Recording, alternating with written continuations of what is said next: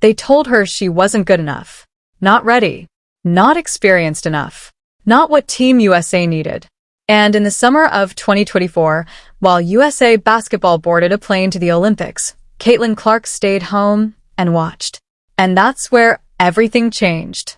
Because while the cameras were locked onto Paris, something else was building quietly in the background, a storm that nobody saw coming. The conversation wasn't just about who made the roster anymore. It became about who didn't. And the more the games went on, the louder that question got. How do you leave off the most electric player in the world? At first, people defended it. They said it was about experience, about fit, about chemistry. But then the cracks started to show. The dominance didn't look so dominant. The invincibility didn't feel so certain. And suddenly, the decision didn't look strategic anymore. It looked personal. And that's when Clark got her chance. Not on the Olympic stage, not under the same spotlight, but somewhere arguably more dangerous, where she had nothing to prove and everything to show. The FIBA qualifiers weren't supposed to be about her. They were supposed to be routine, a checkpoint, a formality. Instead, they became a statement. Because from the moment she stepped onto the court in that USA jersey, it didn't feel like a debut. It felt like a correction. No hesitation. No nerves. No adjustment period. Just control. The kind of control that doesn't come from confidence alone, but from knowing you belong, knowing you were overlooked, and knowing you're about to make people regret it. Her first possession didn't end with a highlight. It ended with a message. She slowed the game down like she was already the veteran in the system. She read the defense before it even set. One movement, one shift, one perfectly timed decision, and suddenly the ball was exactly where it needed to be. Easy basket. But it wasn't the points that mattered. It was how effortless it looked. And then she did it again. And again.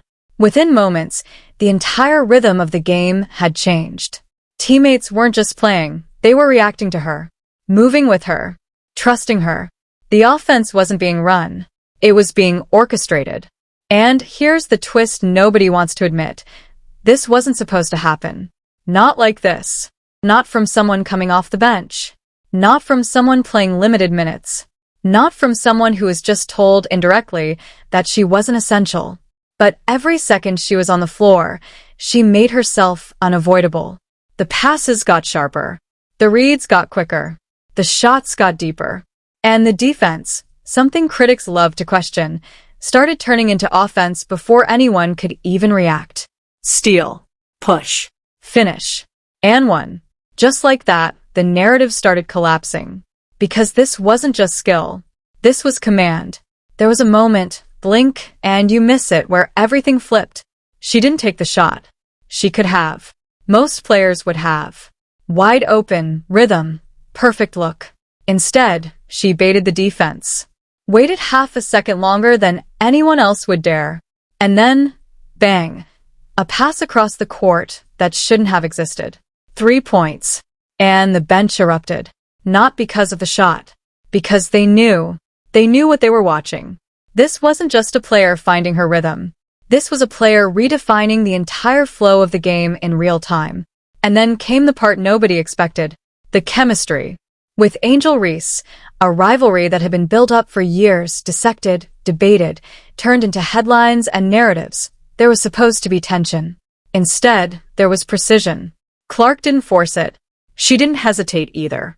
She saw the mismatch, delivered the pass, and trusted the moment. Reese finished it.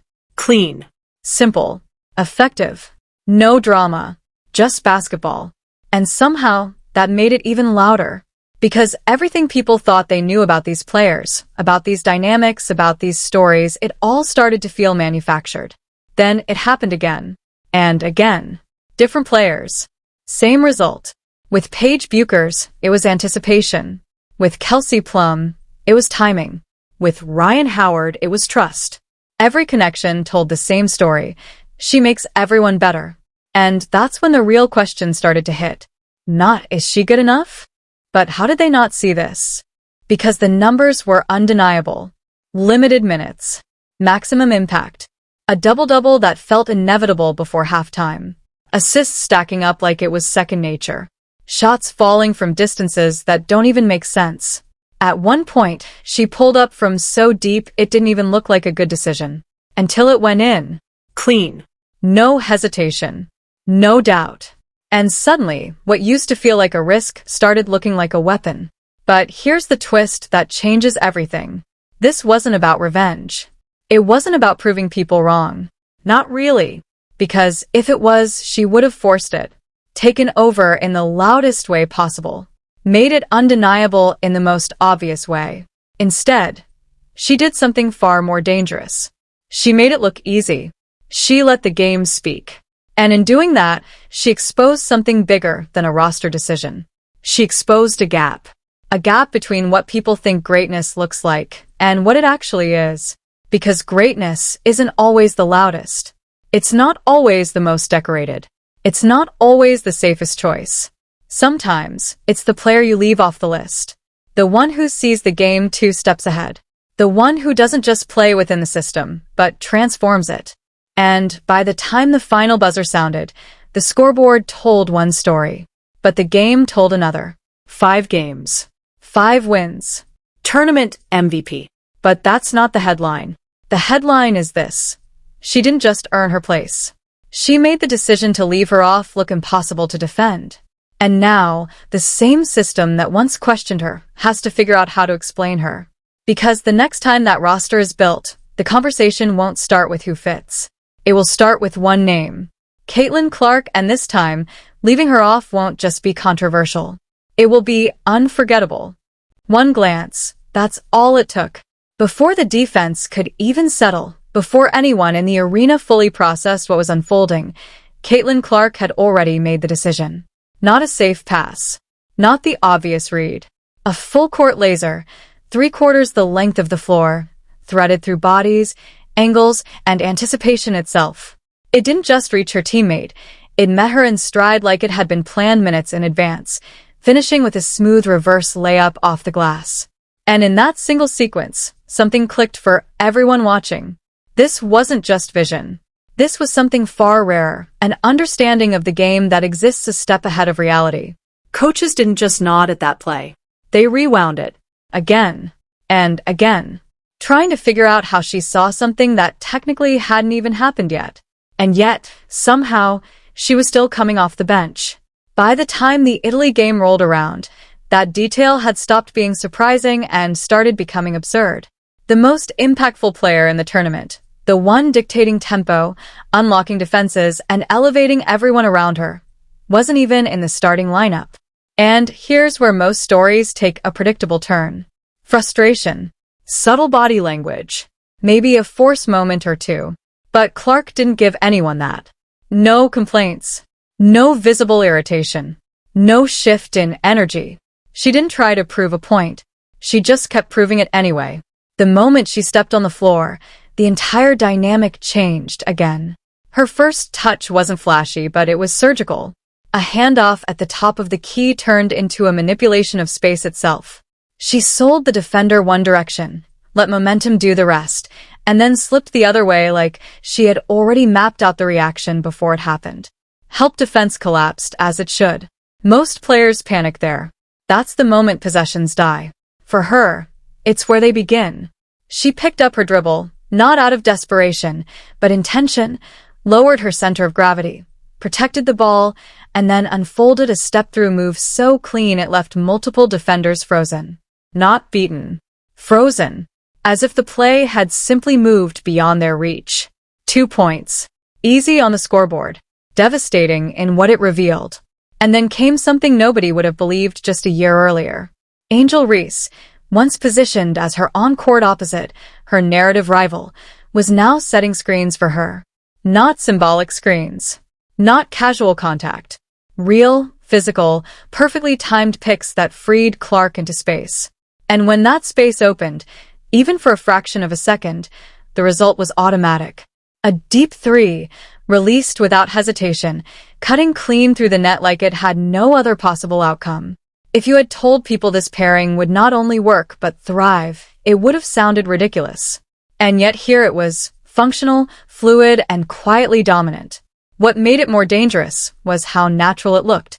Because this wasn't forced chemistry. It wasn't something being manufactured for headlines. It was basketball in its purest form: read, react, trust. And as the possessions stacked up, the pattern became undeniable. No matter what defensive scheme was thrown at her, she had already solved it. Drop coverage? She stretched it beyond its limits with deep-range shooting. Aggressive hedges? She slipped passes into gaps that barely existed. Switches? She hunted mismatches without rushing, without forcing, just waiting for the right second to strike. It didn't look like a battle. It looked like control. There was one sequence in particular where everything slowed down. At the top of the key, ball on a string, she went into her bag, between the legs, behind the back, subtle shifts in rhythm that weren't about flash, but about displacement. Moving defenders just enough, creating angles just wide enough.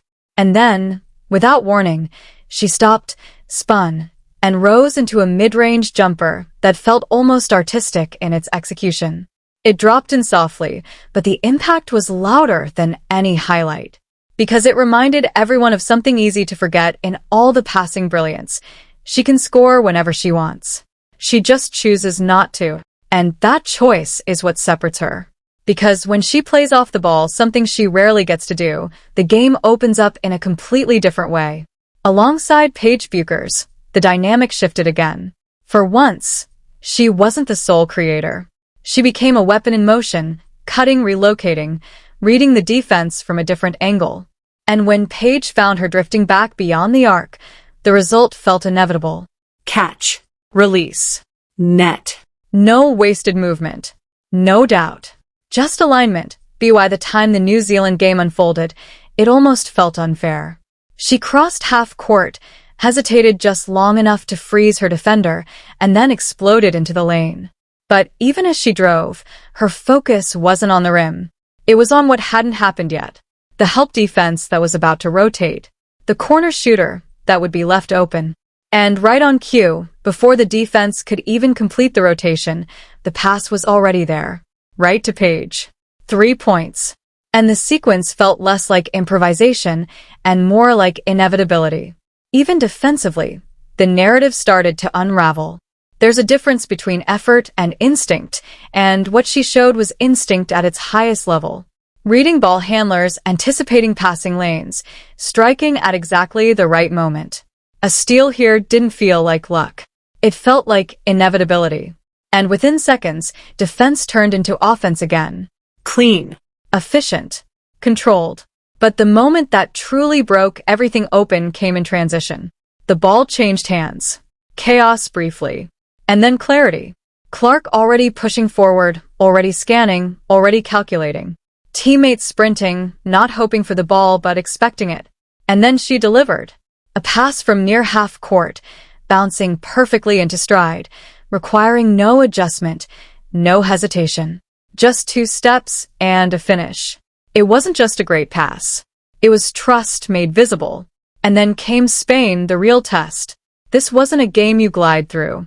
This was resistance, structure, discipline. A team that didn't just show up, they challenged. And for stretches, they pushed back harder than anyone else in the tournament. But even then, even against the most organized defense she faced, Clark didn't force the game. She guided it. 7 points. 7 assists. Numbers that don't scream dominance at first glance. But watch the game, and it tells a different story. Every possession ran through her influence. Every opening traced back to her decision-making. Teammates like Kelsey Plum thrived not just because they were scoring, but because they were being placed in positions where scoring became inevitable. That's what a true floor general does. And defensively, once again, she saw something no one else did. A loose ball. A recovering opponent. A split-second window where an outlet pass seemed obvious to everyone except her. Because she knew where it was going before it left the hands. She stepped into the lane, intercepted it cleanly, and finished the easiest points of her night. Not reaction. Prediction. And maybe the most telling moment of all came in the smallest window.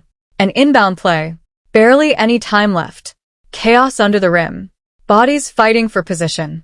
And somehow, in that fraction of a second, she delivered a pass so precise, so perfectly timed that it turned a broken moment into a clean finish at the buzzer. That's not skill alone. That's mastery of time itself. And as the game stacked up, one after another, win after win, the pattern became impossible to ignore. It didn't matter who was on the floor with her. It didn't matter what the defense tried. When the ball was in her hands, something shifted. Shots felt cleaner. Movements felt sharper. Confidence spread. Because when she creates, the game simplifies. Shooters don't just shoot. They become certain. Role players don't just contribute. They transform. And by the end of it all, the numbers told one story. 5 games. 5 wins. But the reality told another. This wasn't just a player performing well. This was a player reshaping expectations in real time. Coming off the bench. Controlling every game. Silencing every doubt. Not with words, but with inevitability. And now the question isn't whether she belongs. It's how anyone ever believed she didn't. And here's where the story takes a turn that almost nobody is ready to fully confront, because what happened next wasn't just dominance, it was disruption. Not loud, not chaotic, not emotional, but methodical, undeniable disruption. By the time Caitlin Clark reached the later stages of the tournament, the games themselves started to feel secondary. The real battle wasn't on the scoreboard anymore. It was between perception and reality. Every possession she touched chipped away at a narrative that had been carefully built over months. That she wasn't ready. That she needed time. That there were better, safer options.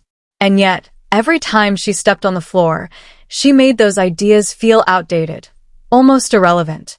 What made it even more unsettling for anyone still holding on to those doubts was how controlled everything looked. There was no forcing of the issue. No takeover in the traditional sense where a player dominates by sheer volume. She didn't need 30 shots. She didn't need the ball every second. In fact, the most dangerous thing about her game was how little she seemed to demand and how much she still dictated. The offense bent around her presence whether she was holding the ball or not. Defenders hesitated longer. Rotations came a half step earlier than they should. And in that microscopic window, she made decisions that most players wouldn't even recognize as options. There was a stretch late in the tournament where the opposing defense tried something different, something desperate. They picked her up earlier, pressed her before she could even initiate the offense, trying to disrupt the rhythm before it could even begin. And for a moment, it looked like it might work. The spacing tightened. The timing shifted. The flow stalled just slightly. But that's when something else revealed itself, something even more dangerous than her passing or her shooting. Her patience. Because instead of forcing her way through the pressure, she absorbed it. Let it come. Let the defense overextend, overcommit, overthink. And then, almost casually, she slipped through it. A simple change of pace. A hesitation that froze 2 defenders instead of 1. A pass that didn't just beat the trap, it punished it. Wide open shot. Splash. And just like that, the adjustment collapsed under its own weight. That's when it became clear. You couldn't speed her up. You couldn't confuse her. And you definitely couldn't outthink her. Because she was already operating on a different layer of the game. There was another moment. One that didn't make the highlight reels the same way the deep threes or full court passes did. But for anyone truly watching, it said more than anything else. The shot clock was winding down. The play had broken apart. Teammates were out of position. The defense had done everything right. And for a split second, it looked like a dead possession. The kind where you just throw something up and live with the result. But she didn't panic. She reset. Not physically, there wasn't time for that. But mentally. Instantly recalibrating, scanning, calculating. One dribble to shift the angle. One look to pull the help defender just slightly out of position.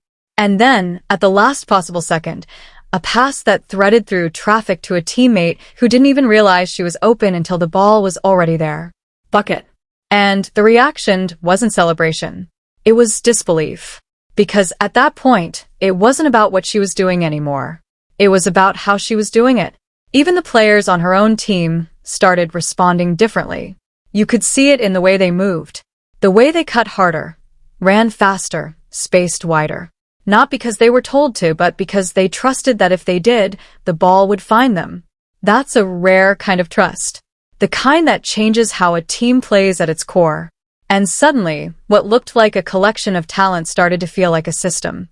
A living, breathing system built around anticipation, timing, and unselfish precision.